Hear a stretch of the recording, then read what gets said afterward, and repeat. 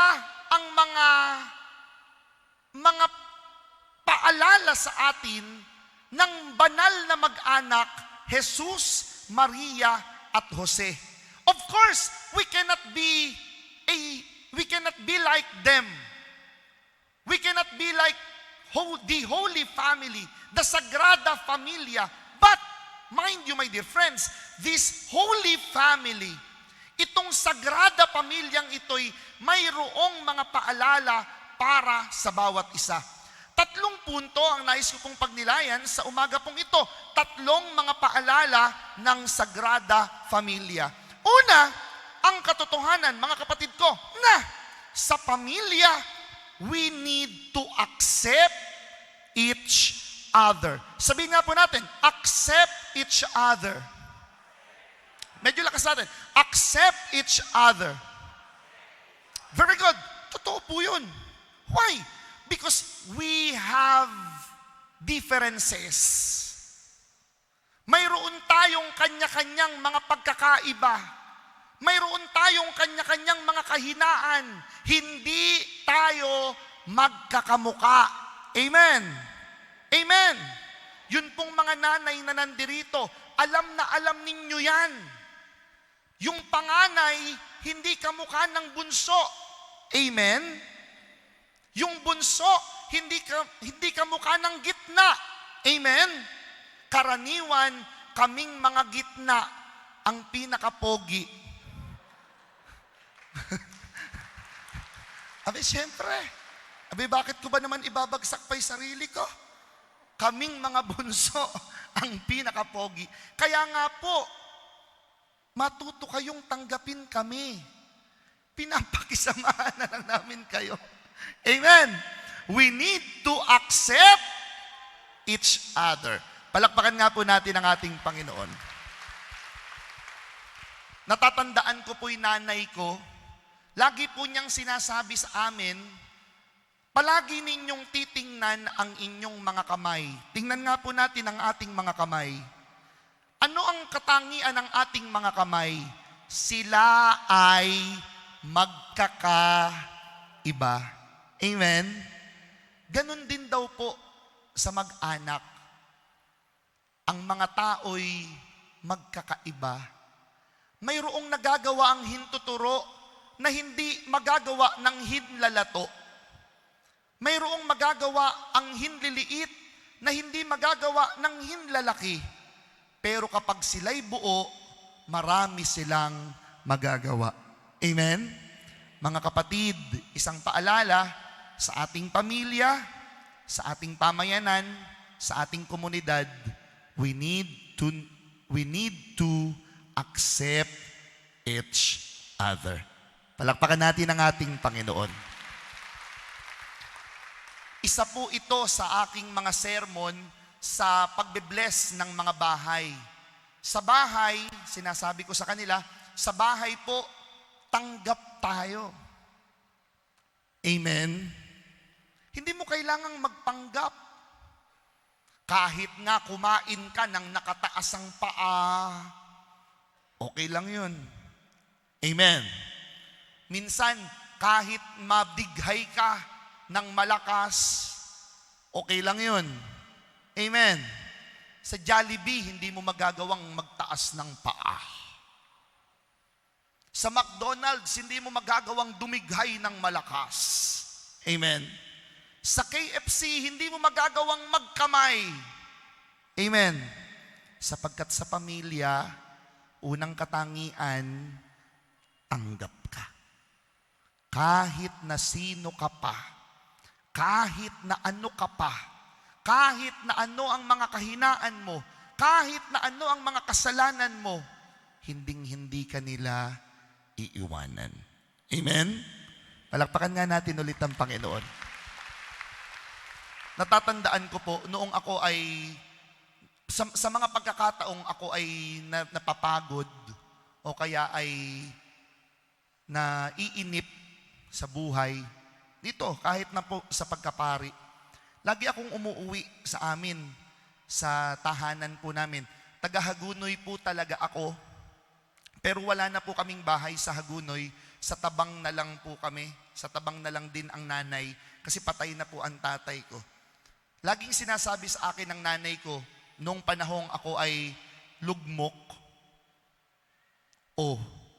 hindi mo naman kailangang maging pari para tanggapin ka namin. Kahit na hindi ka pari, kahit na karaniwang tao ka na lang, tanggap ka namin. Siguro ito po yung magandang paalala. Sa pamilya, wala naman tayong dapat patunayan eh. Amen? Sa pamilya, hindi naman po tayo naghahabol ng kasikatan eh. Amen? Sa pamilya po namin, oo, pari ako, pero inuutusan pa rin ako ng nanay ko. Sa pamilya po namin, oo, pari ako, pero pinaghuhugas pa rin po ako ng pinggan. Sa pamilya po namin, oo, pari ako, pero napapagalitan pa rin. Nasisermonan pa rin. Kasi nga, sa pamilya, kahit na ano ka pa, dapat tanggap ka. Amen?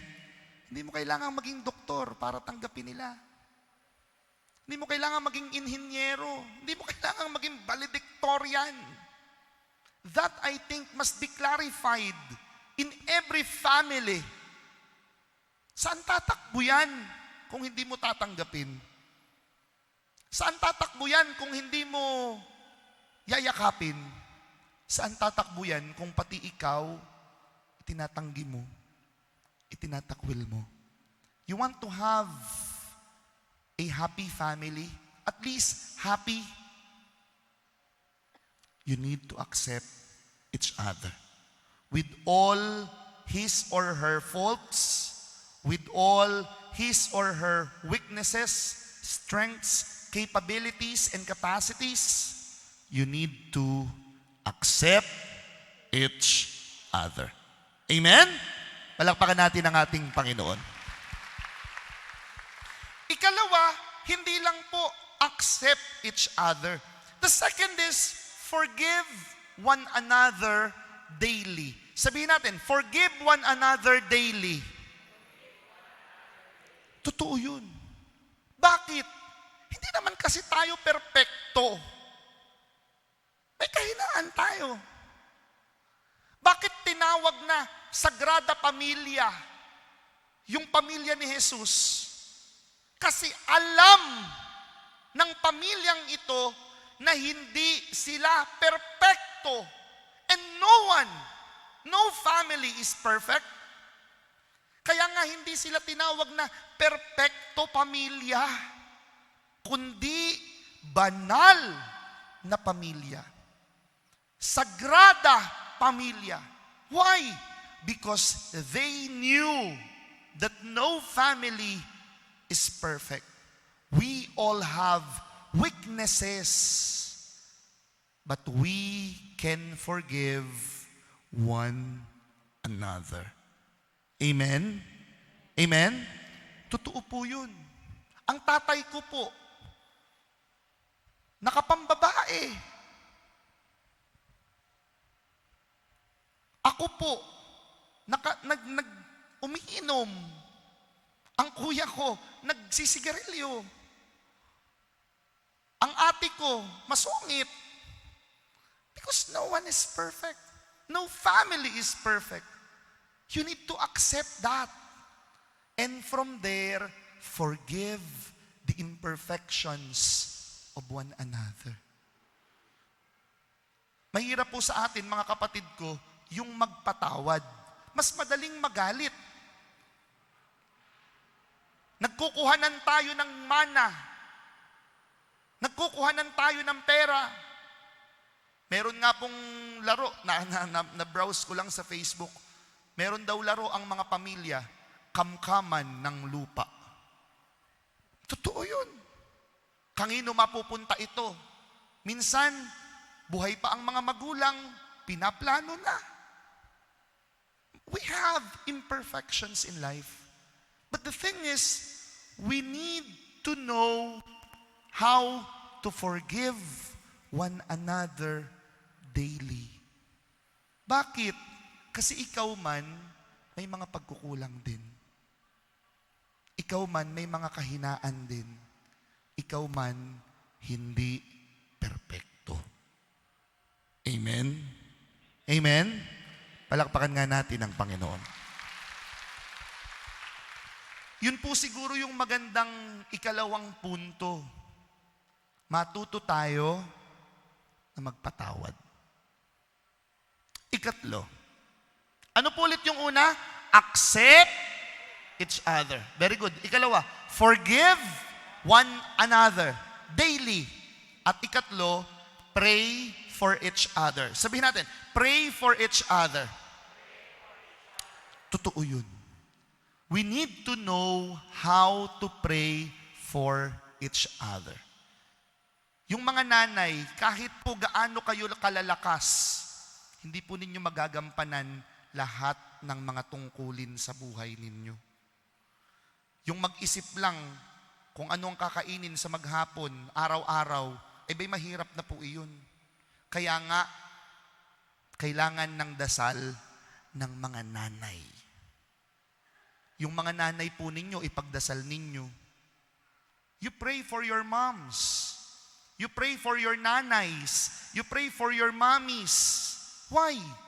Because prayer will equip them, will give them strength, will give them enough energy and power to continue their duties and roles as mothers. Natatandaan ko po yung nanay ko.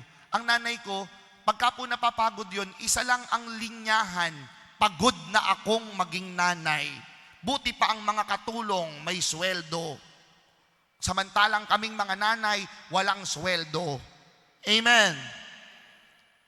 Buti pa ang mga katulong nagpapahinga. Kahit ang mga makina nasisira, pagpahingahin nyo naman kami. Kailangan nila ng dasal. Yung mga tatay, kalaban ninyo, porket hindi nagsasasalita itong mga ito. Kaya nila lahat. Pinipilit, oo. Sinusubukan, oo. Kaya nga, ipagdasal natin ang mga tatay. Ang mga tatay na nagtataguyod ng pamilya. Ang mga tatay na nagtatrabaho. Ang mga tatay na nadadapa. Ipagdasal natin sila. Akala ba ninyo masarap maging tatay? Noon pong ako'y nagpapari, sabi ko, ayoko ng mga anak. Abay, nung ako'y naging pare, dumami ang aking anak, mahirap palang maging tatay. Totoo yun. Lahat iisipin mo. Lahat itataguyod mo. Lahat po problemahin mo. Ipagdasal natin ang mga tatay. Amen? Yung mga anak, akala ba ninyo, madali yung gumawa kami ng mga dahilan para lang magkapera kami? Minsan nakakapagsinungaling pa kami. Hirap na hirap kaming gumawa ng mga dahilan. Yung mga anak po ninyo, ipagdasal ninyo. Lalo po ngayon, na walang face-to-face sa eskwela. Mahirap po yun. Napakadami pong mga bata na lumalapit sa akin, nadidepress, dahil walang face-to-face. Meron po akong mga kaibigan sa Bukawe, nagpupunta rito para lang maglakad, para lang gumala. Kasi yung mga anak nila nadidepress, nakakulong palagi. Ngayong pandemya, ipagdasal natin ang mga bata. Ipagdasal po ninyo ang inyong mga anak para na po ninyong awa. Sabi ng isang kaibigan ko, kapag ka ang kabataan ang naipagdasal natin, nakakabawas tayo ng problema ng lipunan. Sapagkat kung sila'y mabuting kabataan, magiging mabuti silang mga magulang. Kung sila'y magiging mabuting magulang, magiging mabuti ang pamilya. Kung sila'y magiging mabuting pamilya, magiging mabuti ang ating pamayanan. Amen? Para na po ninyong awa, ipagdasal ninyo ang inyong mga anak. Kung kailangang pagalitan, pagsabihan ng maayos. Pero ang unang-una, puroong hakbang, kamustahin po ninyo sila palagi. Kailan po ninyo huling nakamusta ang inyong mga anak? Alam po ba ninyo na may boyfriend na ang anak ninyo? Alam ba ninyo na may boyfriend na si Junior? Bakla na pala siya. Hindi ninyo alam yun. Bakit? Hindi ninyo sila kinakausap. Kaya nga, mga kapatid ko, the thing is, we need to pray for each other. Amen? Palakpakan nga natin ang ating Panginoon. 3 punto. Yes, we cannot be like the Holy Family, but at least we can try how to be Holy Family. 3 punto. Accept each other. Tanggapin po natin ang bawat isa. Forgive one another daily. Patawarin po natin. Magpatawad na kayo. Pasko na. Pray for each other. Ipagdasal po natin sila. Sapagkat kung sa kanila lang, hindi nila kakayanin ang buhay. Kung sa kanila lang, mapapagod talaga sila. Pero sa tulong at awa ng Diyos, lahat magagawa nila. Amen? Sabi po ng isang kanta, You and I must make a pact. We must bring salvation back. Where there is love, I'll be there. I'll reach out my hand to you. I'll have faith in all you do. Just call my name and I'll be there. Mga kapatid, ito po yung pamilya. Yung hindi nang iiwan. Yung hindi nagpapabayaan. Yung hindi nag-uunawaan. Ang pamilya, yung mga taong tumatanggap sa atin. Ang pamilya, yung mga taong nagpapatawad sa atin. Ang pamilya, yung mga taong nagdadasal sa atin. Hindi man po yan kadugo, basta't nakaramdam kayo ng pagtanggap, pamilya yun. Pahalagahan natin yun, ipagdasal natin ang mga yun. Amen. Maligayang Pasko po, palakpakan natin ang Panginoon.